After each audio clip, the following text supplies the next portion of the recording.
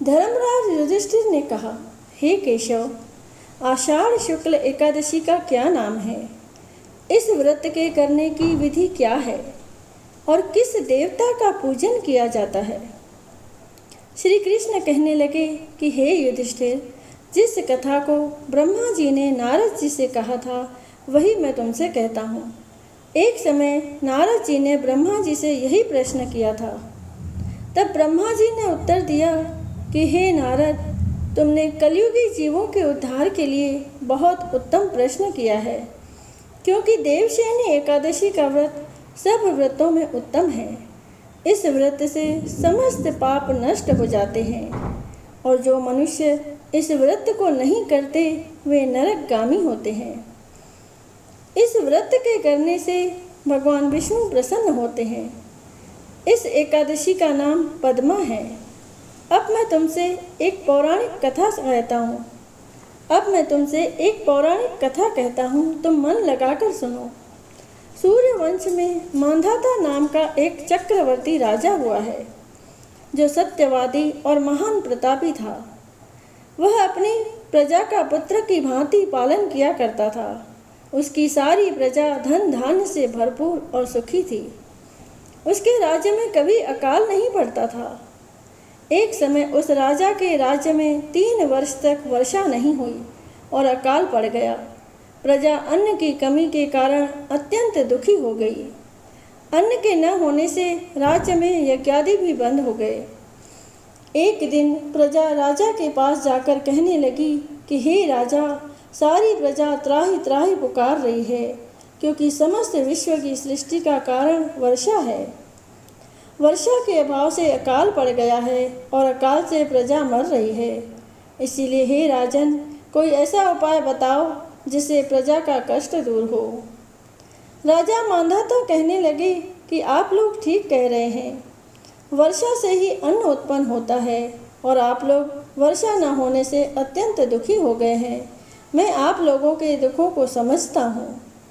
ऐसा कहकर राजा कुछ सेना साथ लेकर वन की तरफ चल दिए। वह अनेक ऋषियों के आश्रम में भ्रमण करते हुए अंत में ब्रह्मा जी के पुत्र अंगिरा ऋषि के आश्रम में पहुँचे। वहाँ राजा ने घोड़े से उतरकर अंगिरा ऋषि को प्रणाम किया। मुनि ने राजा को आशीर्वाद देकर कुशल क्षेम के पश्चात उनसे आश्रम में आने का कारण पूछा। राजा ने हाथ जोड़कर विनीत भाव से कहा, हे भगवान, सब प्रकार से धर्म पालन करने पर भी मेरे राज्य में अकाल पड़ गया है। इससे प्रजा अत्यंत दुखी है। राजा के पापों के प्रभाव से ही प्रजा को कष्ट होता है, ऐसा शास्त्रों में कहा है। जब मैं धर्मानुसार राज्य करता हूँ तो मेरे राज्य में अकाल कैसे पड़ गया, इसके कारण का पता मुझको अभी तक नहीं चल सका। अब मैं आपके पास इसी संदेह को निवृत्त कराने के लिए आया हूँ। कृपा करके मेरे इस संदेह को दूर कीजिए। साथ ही प्रजा के कष्ट को दूर करने का कोई उपाय बताइए। इतनी बात सुनकर ऋषि कहने लगे कि हे राजन, यह सतयुग सब युगों में उत्तम है। इसमें धर्म को चारों चरण सम्मिलित हैं। धर्म के चारों चरण सम्मिलित हैं, अर्थात इस युग में धर्म की सबसे अधिक उन्नति है। लोग ब्रह्मा की उपासना करते हैं और केवल ब्राह्मणों को ही वेद पढ़ने का अधिकार है। ब्राह्मण ही तपस्या करने का अधिकार रख सकते हैं, परंतु आपके राज्य में एक शूद्र तपस्या कर रहा है। इसी दोष के कारण आपके राज्य में वर्षा नहीं हो रही है।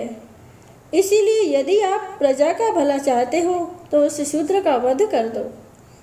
इस पर राजा कहने लगा कि महाराज, मैं उस निरपराध तपस्या करने वाले शूद्र को किस तरह मार सकता हूँ? आप इस दोष से छूटने का कोई दूसरा उपाय बताइए। तब ऋषि कहने लगे कि हे राजन, यदि तुम अन्य उपाय जानना चाहते हो तो सुनो। आषाढ़ मास के शुक्ल पक्ष की पद्मा नाम की एकादशी का विधि पूर्वक व्रत करो। व्रत के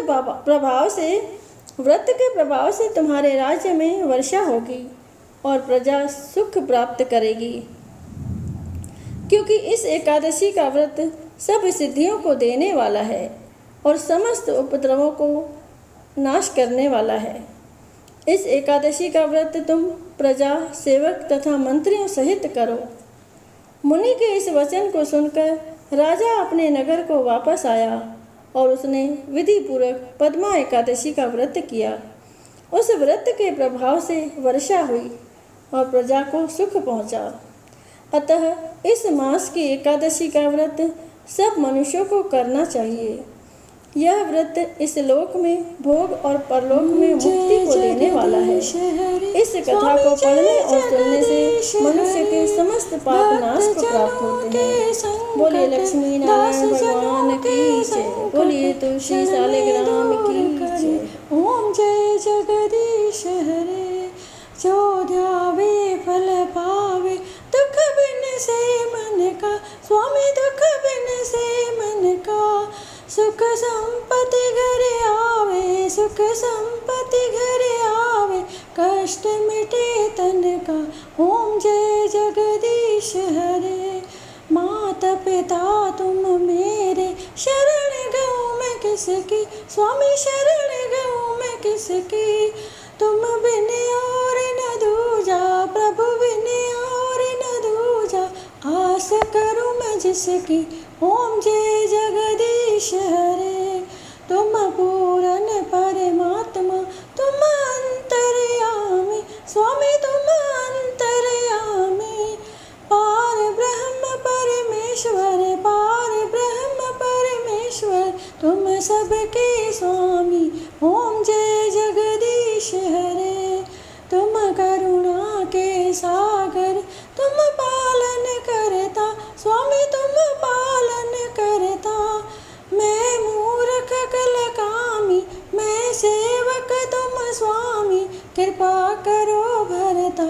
ओम जय जगदीश हरे, तुम हो एक अगोचर, सबके प्राणपति, स्वामी सबके प्राणपति, किस विध मिलूं दया में, किस विध मिलूं दया में, तुमको मैं कुमति।